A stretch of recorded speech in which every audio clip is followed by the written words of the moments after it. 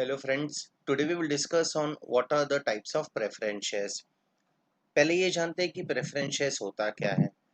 Preference shareholders are those shareholders जो company में किसी भी तरीके का रिस्क नहीं लेते हैं। कंपनी प्रॉफिट करे या कंपनी लॉस करे, प्रेफरेंस शेयर होल्डर्स को उनका dividend time to time company को पे करना ही है। प्रेफरेंस शेयर होल्डर्स को वोटिंग राइट्स नहीं मिलता है। वोटिंग राइट्स क्यों नहीं मिलता है? क्योंकि वो कंपनी में कोई रिस्क लेते ही नहीं है।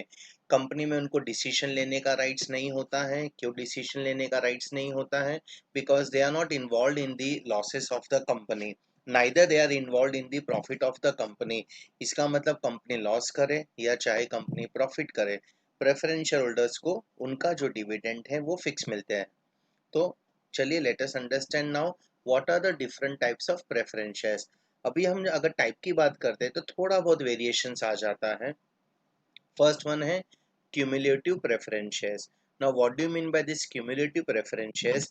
मान लीजिए आपने 2016 में किसी कंपनी के क्यूमुलेटिव प्रेफरेंस शेयर्स को परचेज किया और कंपनी ने आपको प्रॉमिस किया कि वो आपको 10% डिविडेंड पे करेगी। 2016 में आपने इन्वेस्टमेंट किया, कंपनी ने उस साल प्रॉफिट किया, आपको 10% डिविडेंड मिला। 2017 में कंपनी ने प्रॉफिट किया, फिर से आपको 10% मिला। अब 2018 में कंपनी ने लॉसेस किया है, कंपनी के पास पैसा नहीं आपको डिविडेंड देने के लिए, तो कोई प्रॉब्लम नहीं, आपका पैसा नहीं डूबेगा।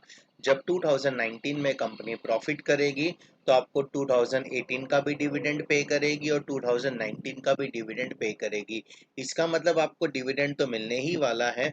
हो सकता है जिस साल कंपनी ने लॉस किया है उस साल नहीं मिलेगा, मगर अगले साल जब कंपनी लॉस करती है, अगले साल जब कंपनी प्रॉफिट करती है तो आपको प्रॉफिट मेकिंग ईयर का भी मिलेगा और लॉस मेकिंग ईयर का भी मिलेगा।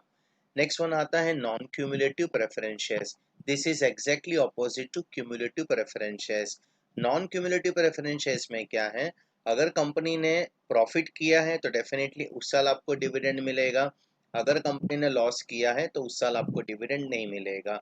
यानी नॉन क्यूमुलेटिव में अगर कंपनी प्रॉफिट करती है तो उसी साल का आपको डिविडेंड मिलता है, लॉस मेकिंग ईयर का आपको डिविडेंड कंपनी पे नहीं करती है।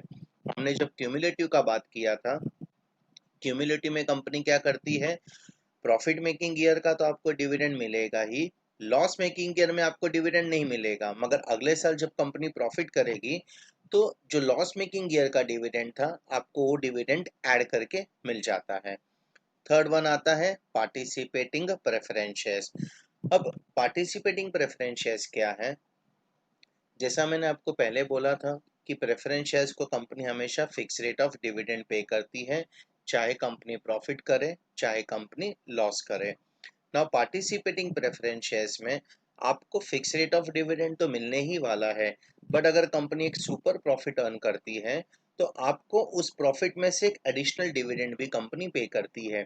यानी पार्टिसिपेटिंग प्रेफरेंस शेयर्स में आपको फिक्स रेट ऑफ डिविडेंड का तो बेनिफिट मिलेगा ही और एडिशनल बेनिफिट भी कंपनी आपको देती है।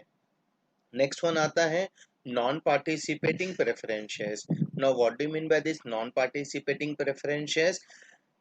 आपने किसी कंपनी में अगर suppose non participating preference shares लिया 1 लाख रुपीज का और कंपनी ने प्रॉमिस किया कि कंपनी आपको 6% डिविडेंड पे करेगी, तो चाहे कंपनी का कितना भी लॉस हो चाहे कंपनी का कितना भी प्रॉफिट हो, आपका जो डिविडेंड का परसेंटेज है वो फिक्स ही रहेगा।